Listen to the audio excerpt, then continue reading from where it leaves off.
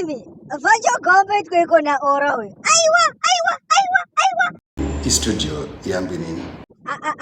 Iwe. Mumwe ucharohwana naVanchoga.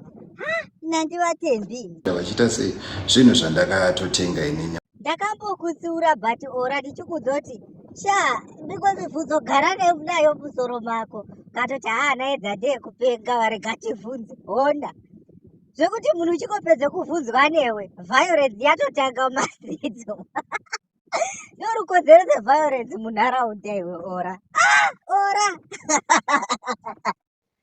Ndipapo dai ndachida mari strike ndaiva chindibhadhare rent. Aiwa hazviiti munhu haachakwanisa kutonga pamusha pake. ndo mamwe emakoments adai kukandwa nemafanzi. Vamwe vanga ichibhomba Vanjururu, vamwe vanga ichitinha Ollah. Aiwa boda komana.